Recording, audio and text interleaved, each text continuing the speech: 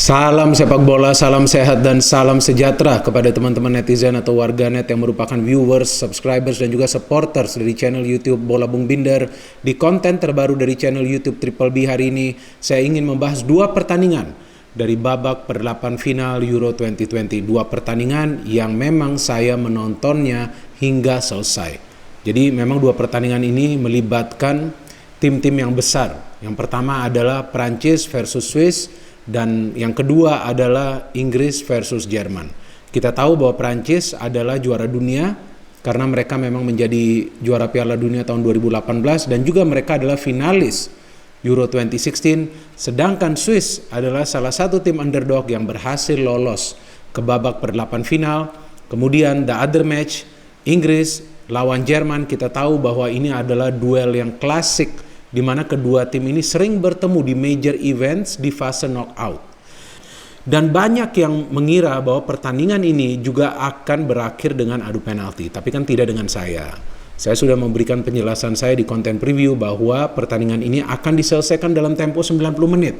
Dan tim pertama yang mencetak gol punya peluang lebih besar untuk memenangi pertandingan, dan ternyata itu yang terjadi. Memang prediksi saya tentang Prancis itu salah, tapi saya yakin bahwa tidak banyak dari teman-teman yang juga mengunggulkan Swiss. Swiss lolos sebagai peringkat ketiga terbaik dari grup mereka, dan mereka dibantai oleh Italia dengan skor telak, padahal mereka bermain bertahan. Namun ternyata Prancis yang bermain berani keluar menyerang all out attack itu tidak diimbangi dengan pertahanan yang solid. Dan memang pertahanan ini yang menjadi salah satu sektor lemah dari Prancis, yang pernah juga saya jelaskan di salah satu konten tentang Prancis, bahwa lini pertahanan ini punya persoalan pada saat ada para pemain dari tim lawan melepaskan crossing atau juga melakukan penetrasi secara individu. Dan itu yang membuat Prancis hanya satu kali mencatat clean sheet lawan Jerman. Itu pun Jerman mendapatkan beberapa peluang untuk mencetak gol. Artinya defense mereka ini belum solid. Attacking mereka mulai membaik setelah the first match lawan Jerman dan juga the second match lawan Hongaria. Akhirnya di third match ya, lini depan ini lebih mencair dan juga terbukti di match lawan Swiss bahwa Prancis bisa mencetak 3 gol. Tapi yang menjadi persoalan ini kan di lini pertahanan. Dan beruntung juga bagi Prancis bahwa Lloris bisa menyelamatkan tuh ya tendangan penalti dari pemain Swiss Rodriguez di masa waktu normal. Jika tidak, maka Swiss seharusnya sudah bisa unggul lebih jauh lagi, yaitu 0-2. Jadi saya perhatikan bahwa masalah di Prancis ini berada di defense. Beda dengan tim nasional Inggris, defense-nya solid sekali. Sulit bagi para pemain tim lawan untuk mendapatkan peluang yang berbahaya. Ya, Jerman saja hanya 2 peluang yang berbahaya, kan Werner dan juga Kai Havertz. Sedangkan dari Jerman yang menjadi persoalan adalah mereka tidak punya target man, tidak seperti di masa lalu. Seperti Klinsmann, kemudian Rudi Voller. 96 juga mereka punya penyerang yang hebat, Bierhoff dan juga Kuntz. 2010 juga mereka punya penyerang yang hebat, Klose dan juga Podolski. Tapi di Euro 2020 ini mereka tidak punya target man. Dan itu juga sebetulnya menyulitkan Jerman dalam urusan mencetak gol. Memang Jerman mencetak banyak gol, tapi teman-teman perhatikan terlalu bertumpu kepada 2 wingback mereka yang memang sering overlap. Artinya jika 2 wingback ini di lock, maka otomatis Jerman akan sulit untuk menciptakan banyak peluang apalagi mencetak gol. Saya ingin membahas dulu pertandingan antara Prancis versus Swiss nih teman-teman. Ini dia nih kejutan dari Euro 2020. Swiss bisa mengalahkan juara dunia dan juga finalis dari Euro sebelumnya, yaitu tim nasional Prancis. Bukan Ceko yang membuat kejutan. Menurut saya wajar saja Ceko bisa menang lawan Belanda. Belanda sudah lama absen di major event. Dan juga tampak jelas para pemain Belanda itu tidak tenang menghadapi agresivitas dari para pemain Ceko di fase knockout sebuah major event seperti Euro 2020 ini.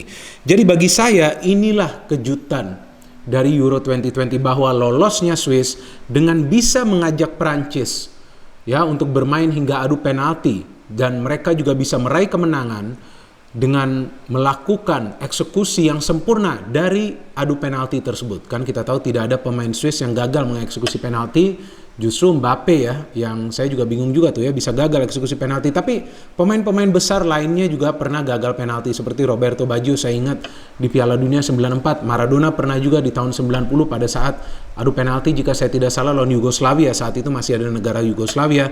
So from the lineup Prancis, yang saya menarik melihat bahwa di sini Longley dimainkan nih sebagai starter. Saya memang sudah khawatir pada saat saya melihat line up karena Longley ini bukanlah pemain yang bisa diandalkan dalam urusan mengawal gerakan agresif dari para pemain Swiss. Karena perlu kita ingat, meskipun Prancis ini diperkuat oleh Pogba, Kante, dan juga Griezmann, ya Griezmann kita tahu kan sebagai free roll. Dan 3 pemain ini bekerja keras. Tapi 3 pemain ini lebih berkonsentrasi dalam urusan menyerang, apalagi setelah Swiss unggul terlebih dulu. Dan saya tidak melihat peran yang luar biasa dari Kante di match ini karena Kante menghadapi 2 pemain yang sudah biasa berhadapan dengan Kante. Yang pertama adalah Granit Xhaka dan kedua adalah Shaqiri. Meskipun Shaqiri dalam attacking position, ya artinya dia lebih sering membangun serangan bagi Swiss, tapi tetap saja dia coba untuk mengikuti gerakan antara Pogba atau juga Kante. Jadi memang saya melihat bahwa Kante perannya tidak sebegitu besar seperti Paul Pogba, karena Paul Pogba tuh mau tidak mau ya harus keluar dari posisinya karena kesulitan Prancis dalam mencetak gol. Dan memang kalau kita lihat dari segi statistik nih teman-teman, Prancis kan banyak sekali nih peluangnya secara total ya, walaupun on targetnya tidak sebanyak secara total. Secara total nih dari statistik 26 percobaan ke gawang dari Swiss, on target 8, ya kan, 12 off target. Sekarang kita lihat ke Swiss, 12 shot secara keseluruhan, 5 on target, ya, dan juga 4 off target. Jadi artinya secara efektivitas Swiss lebih baik. Dan saya juga beberapa kali tegaskan bahwa bagi sebuah tim jika ingin memenangi sebuah pertandingan yang penting, dengan seminim peluang mereka harus bisa mencetak gol, dan itu yang dilakukan oleh Swiss. Dan kita juga bisa perhatikan bagaimana para pemain Swiss pantang menyerah. Prancis luar biasa bisa comeback. Mereka bisa mencetak 3 gol. Tapi sepertinya mereka overconfident. Ya, mungkin juga mereka mengira bahwa pertandingan telah selesai. Ya, karena kan selisihnya lumayan tuh 2 gol. Dan itu yang memberikan sebetulnya tantangan kepada para pemain Swiss, dan mereka menjawabnya dengan mencetak 2 gol lagi, menyamakan kedudukan. Mereka bawa hingga adu penalti, dan akhirnya itu dia tadi yang saya katakan, Kylian Mbappe yang miss the penalty. Dan sayang sekali Prancis harus keluar dari Euro 2020 lebih awal, dan saya juga memang tidak pernah mengunggulkan Prancis sebagai salah satu favorit juara Euro 2020. Saya tidak pernah, karena menurut saya bahwa walaupun Prancis adalah juara dunia, tapi sekarang tentu bermain di Piala Eropa itu atmosfernya berbeda lagi. Apalagi tim-tim lawan tentu sudah paham siapa nih kira-kira yang perlu mereka kawal, dan terlihat di match ini sebetulnya mereka betul-betul memberikan tekanan kepada Kante. Karena jika Kante perform, maka sulit bagi para pemain Swiss untuk bermain kreatif. Kenapa saya katakan bahwa Swiss ini juga bisa bermain kreatif? Karena teman-teman perlu perhatikan dari babak pertama terus ya hingga extra time, babak pertama, babak kedua, sebetulnya ball possession Swiss itu tidak kalah jauh dari Prancis. Artinya apa? Mereka masih bisa lama menguasai bola. Artinya apa? Mereka juga coba untuk bermain kreatif. Jadi hilangnya peran dari Kante ini yang membuat sebetulnya para pemain Swiss itu bisa merancang sebuah serangan yang rapi. Ya mungkin juga Kante kesulitan ya menghadapi Granit Xhaka, ya jangan lupa pemain dari Arsenal yang rencananya akan pindah ke Roma. Ya saya harap jangan pindah ke Roma, kan itu klub kesayangan saya tuh Arsenal. Ya, lihatlah pemain Arsenal akhirnya bersinar on the top level, dan memang Xhaka yang mendapatkan gelar Star of the Match dari pertandingan ini. Luar biasa peran dari Xhaka. Dia juga memberikan 1 assist dari gol ketiga yang dicetak oleh Swiss untuk menyamakan kedudukan. So well done Swiss. Kita tunggu nanti bagaimana pertandingan Swiss lawan Spanyol di babak perempat final. And now to the second match, Inggris versus Jerman. Ini adalah pertandingan besar dan klasik teman-teman. Dan kita tahu bahwa di rekor pertemuan Jerman memang lebih unggul atas Inggris di fase knockout major events. Jerman lebih sering menyingkirkan Inggris di babak knockouts. Jadi tentu tidak mudah bagi Inggris untuk menang walaupun bermain di kandang sendiri, karena Jerman juga sering menang di kandang Inggris, apalagi di Stadion Wembley. Seperti di Piala Eropa tahun 96 kan, Jerman bisa menyingkirkan Inggris di babak semifinal melalui adu penalti. Pernah juga di kualifikasi Piala Dunia jika saya tidak salah itu untuk lolos ke Piala Dunia 2002. Jerman juga mengalahkan Inggris di kandang Inggris di babak penyisian grup tersebut. So, di atas kertas nih, sebetulnya ya secara confidence, saya tidak mengatakan peluang, secara confidence di atas kertas para pemain Jerman seharusnya lebih yakin bahwa mereka bisa lolos. Karena kan sebelum-sebelumnya juga generasi para pemain Jerman lainnya sudah bisa mengatasi Inggris yang punya materi pemain yang lebih baik pada saat itu dibandingkan materi pemain tim nasional Inggris saat ini. Kalau sekarang kan kita melihat materi pemain tim nasional Inggris ini kan banyak dipenuhi oleh pemain-pemain muda yang belum punya pengalaman untuk bermain di major events seperti Euro 2020 ini. Tapi mereka punya pelatih yang memang bisa memahami karakter para pemainnya. Itulah perbedaan antara Inggris dan juga Belanda. The Board tidak memahami karakter para pemainnya, tetapi Southgate memahami karena Southgate sudah lama melatih Inggris. Jadi dia tahu apa yang perlu dia lakukan dalam sebuah pertandingan besar lawan Jerman seperti yang kita saksikan ya kemarin malam. Jadi memang Southgate melakukan sebuah perubahan di formasi dan dia menurunkan 3 back sejajar, tidak lagi mengandalkan 4 back dan menaruh Trippier dan juga Luke Shaw sebagai wingback untuk menghalangi pergerakan dari Gosens dan juga Kimmich. Karena seperti yang saya katakan di awal bahwa kekuatan Jerman berada di kedua wingback ini.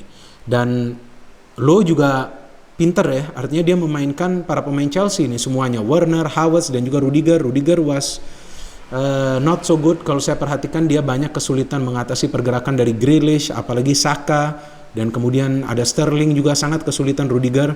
Havertz bagus, tapi Werner lagi-lagi miss chance. And from Inggris yang menarik nih, Saka diberikan kesempatan lagi tampil sebagai starter. Oke, not so bad, meskipun saya tidak melihat ada yang spesial dari Saka di match ini.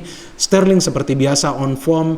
Harry Kane finally bisa mencetak gol. Phillips dan Declan Rice, ini dia dua defensive midfield yang memang keras dan juga disiplin. Mereka benar-benar mengawal pergerakan para pemain Jerman, siapapun yang coba untuk melakukan terobosan ke lini pertahanan. Buktinya Declan Rice lah yang melanggar Goretzka pada saat dia sudah tinggal berhadapan dengan penjaga gawang Pickford. Tinggal berhadapan tapi belum berhadapan karena ada Kyle Walker juga. Maka itu wasit hanya memberikan kartu kuning dari foul yang dilakukan oleh Declan Rice.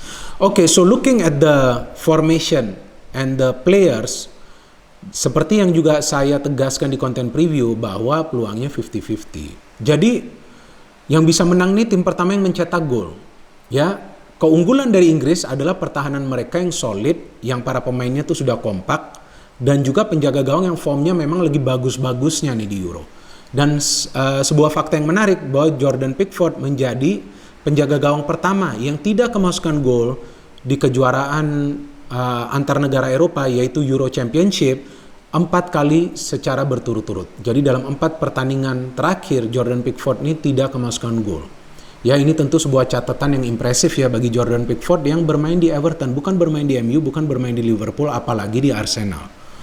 Tapi ya disitulah kita lihat kehebatan dari Southgate. Dia memilih pemain yang menurut dia kira-kira bisa cocok dengan taktik yang ingin dia terapkan. Maka itu dia tidak memainkan Grealish dari awal, tapi dia pilih Saka. Dan saya pikir itu adalah bagian dari strategi Southgate memainkan Grealish nanti di babak kedua pada saat para pemain Jerman pun tentu ya sudah terkuras staminanya. Ya pasti dong, ini kan adalah pertandingan yang ketat. Sesuai juga dengan konten preview yang saya jelaskan, pertandingan ketat kan, tidak banyak peluang yang tercipta. Dan memang secara statistik Inggris lebih unggul dari jumlah peluang meskipun Jerman lebih unggul dari ball possession. Tapi ya buat apa juga ball possession tersebut jika tidak bisa mencetak 1 gol pun.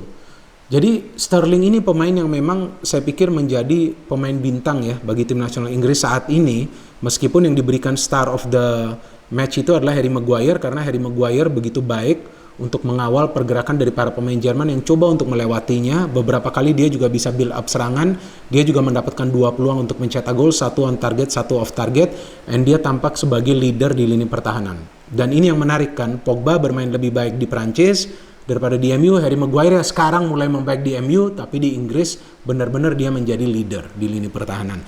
So overall it was a good performance by England karena mereka bermain dengan disiplin dan mereka tidak ingin memberikan ruang kepada para pemain Jerman. Ruang berarti free space. Mereka tidak ingin memberikan itu.